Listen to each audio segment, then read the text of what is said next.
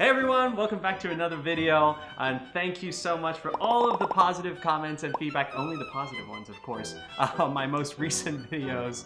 It's really motivating and encouraging to see and read them all, so thank you so much. And as for today's video, we're going to be reviewing Eddy's La Campanella.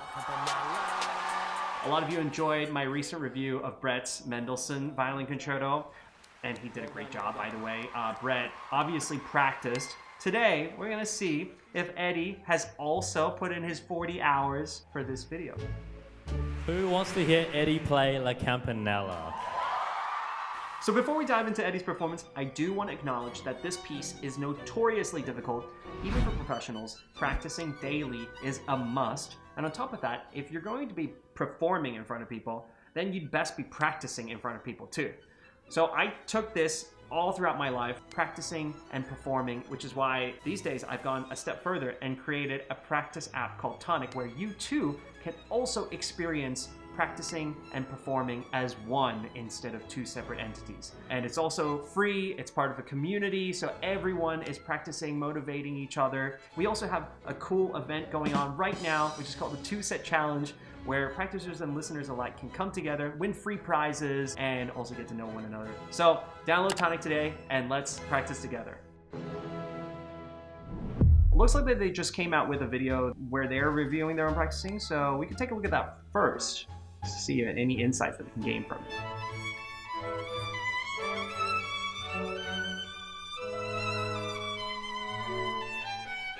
Okay, that was actually okay. That's alright. It was I have really to explain good. Here too. Holy moly. We had 2 rehearsals only with the orchestra, right? Yeah. Okay. The second rehearsal was That's an normal. open rehearsal, and because we wanted to keep the Paganini a surprise, You can't rehearse. we didn't rehearse it in the open rehearsal, which means effectively I only had one rehearsal for this piece. Oh, and then And a tiny 10-minute run Bro. through on the day. Bro, Yes. I can't believe you did this to yourself. You did this to yourself with one of the most difficult pieces ever written. So why would you do that? Why would you do that? For the fans, for the audience, I get it. For the surprise. I hope you didn't surprise yourself in the performance. There were moments like this with rubato where it just wasn't quite together with the orchestra. Okay, But okay. it's just a matter of rehearsal time. Yeah, I honestly. think it was And rehearsal. then I think I remember Alright. we're deciding if we want to keep it a surprise. We thought the element of surprise is funnier. Sure. Okay. Funnier. That's kind of you to say, Brett, as you're off to the side, not playing this piece. With that being said, let's dive in. All right. Now I'm extra excited to watch this performance. Oh, Eddy. Oh my God, you're moving your own stands too? Wait, is the music on there? Or is this really left over from the Bach double? Oh, nice.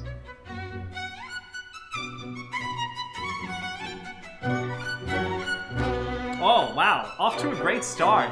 Wow, that's very, very good. He's got a lot of pizzazz, as my teacher would say. I don't even know what that means, but it sounds good.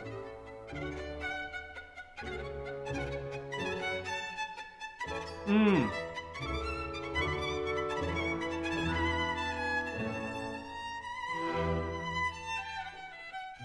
Wait. What's good? Meanwhile, Eddy, you're rocking it. Orchestra. It's like, what's going on with the harmony? Pretty interesting harmony going on there. But I wanted to take a moment just to pause there and say, hey, that entrance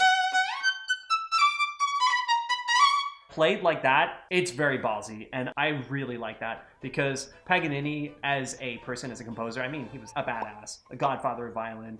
He basically invented all these skills that inspired other non-violin composers like Liszt to be doing the same thing for their instruments, for piano and left-hand pizzicato, double harmonics, stuff that hadn't been seen before. So this was a guy who knew he was the best at the time. So starting out really strong.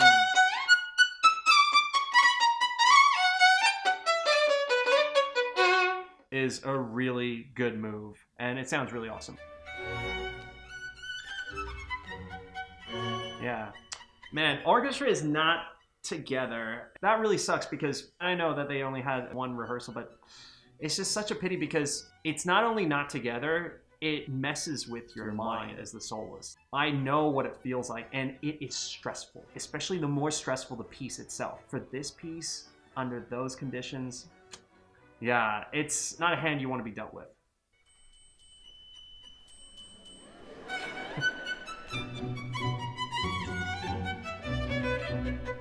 Nice.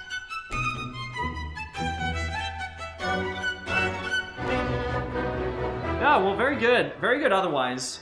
Oh, and a little fun fact. You probably already know this, but these little bells, it's why the piece is called La Campanella. It means the little bells. Let's continue. Wow. I have to say the video quality is very good. It looks so professional.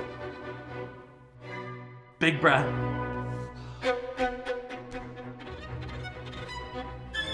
Nice! Oh! A little stumble on the uppo staccato there.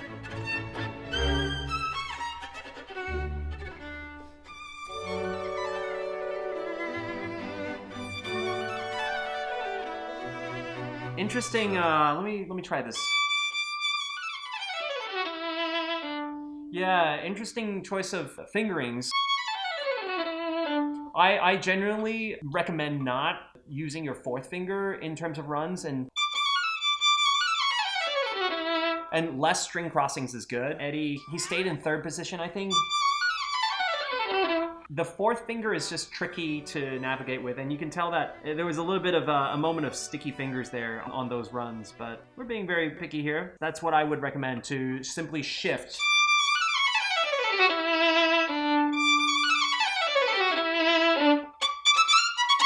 In that passage.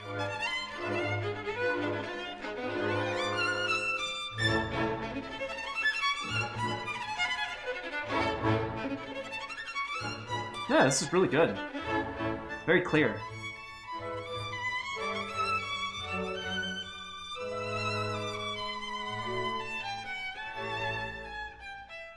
This was a part that Eddy also mentioned. I want to listen to this again and try and figure out what exactly happened here.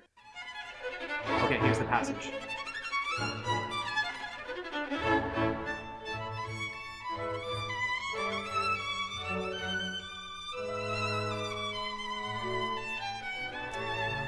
Man. Yeah, okay. So I see. It was, Eddy sort of setting it up in a way that made it seem like he didn't have direction in the phrasing suddenly. And so the conductor also was unclear, which caused the orchestra just to not know where to go, especially after only one rehearsal. That's what's happening here, because you can see one, but Eddy's going, he's taking time here. But then he suddenly decides, oh, I'm not gonna take time. So where is the rit? Where is the rallentando, the ritenuto? It needs to happen later, and it's happening too soon.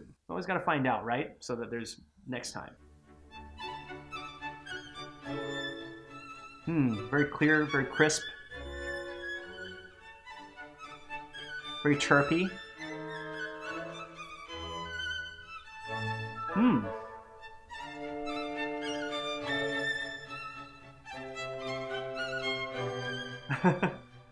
Wait, I think here... You see, in that moment where he took his eyes away from his fingers of his left hand and he was looking at the conductor, he messed up. And there's something about focus. And my sister, who's a doctor, I'm not a doctor, but my sister is, recently told me that when you visually focus on something, it's proven, it's scientifically proven that it helps for focus. You know, one of my old teachers, Mr. Lipset, who teaches at Colburn, used to say that Heifetz would always look at his left hand when he was playing. And then, you know, there was a moment when I would be playing and my eyes were closed and he'd be like, well, are you better than Heifetz? From that point on, especially for passages that are technical, always be sure to laser focus.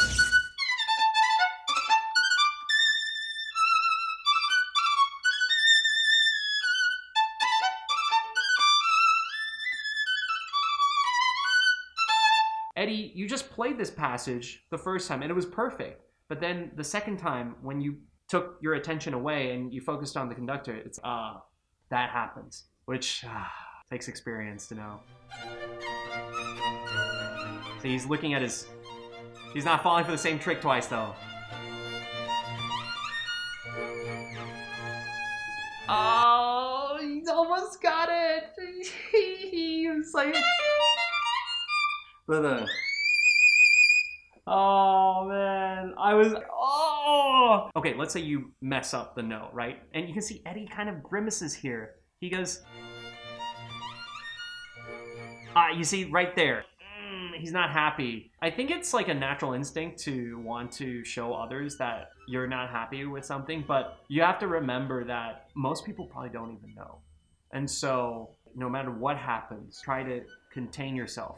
Containing yourself and controlling yourself, your emotions in general on stage is a necessary survival method. You want to be musical, you want to be expressive, you want to be passionate, but always being like this greater third person perspective. So I would say never do the, oh, you know that I know, so then everyone, ding, no. Ding, ding. Not necessary.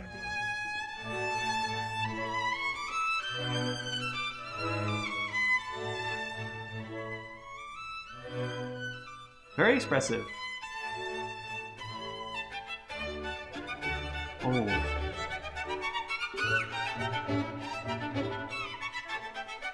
Wow, this is very good. Yeah, a little few misses, but who doesn't have misses?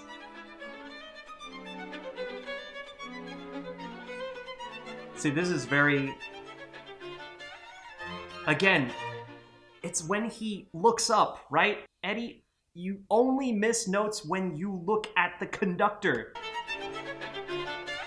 See, he looks up and then he refocuses back and everything is as it should be. There's one thing, just don't look at the conductor in difficult passages. I used to do this thing where I would align my fingers with the conductor so it would appear like I was, or at least the conductor would be in my visual range. So that's also another tactic that you can use as a violinist.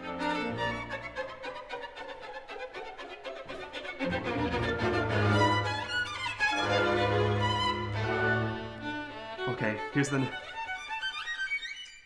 Nice! Yeah, yes! Okay. Pretty good.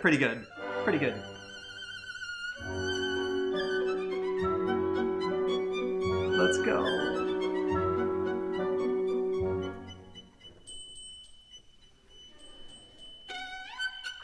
That's cute. Ding, ding, ding.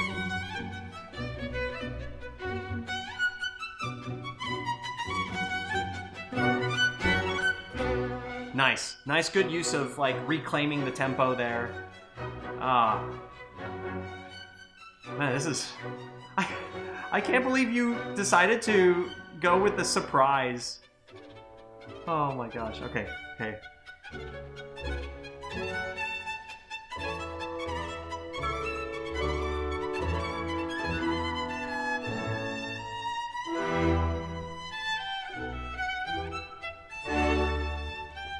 Well, the orchestra got it right this time.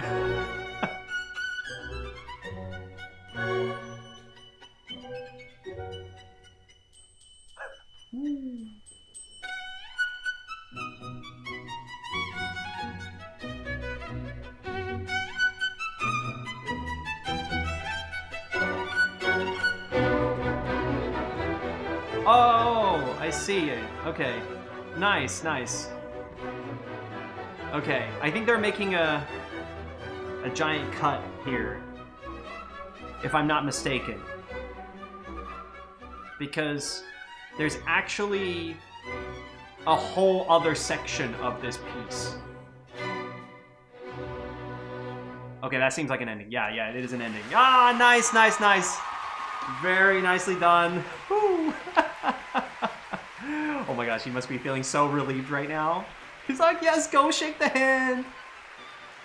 Oh, standing ovation. Oh yeah. Nice.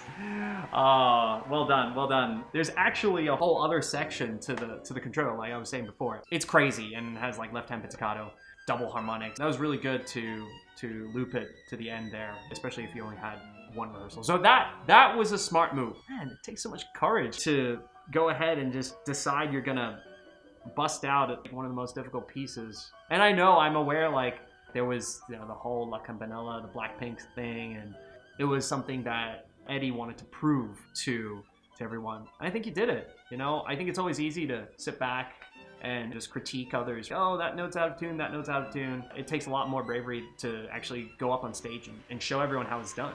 That's always having respect. Oh my gosh, this is a short video, but I have nothing else to say.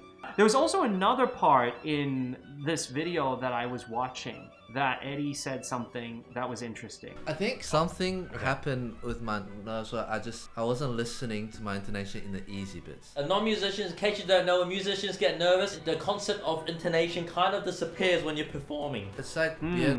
I think that I slightly disagree with that statement. Not because you didn't practice. I think you didn't practice in front of people enough. Yes, you do get tense when you're nervous, and it does close up everything, your ears, everything like that. But that is definitely something that you can practice as well. I know that Twoset often say practice, practice, practice, but it's like how to practice is what we're getting at here.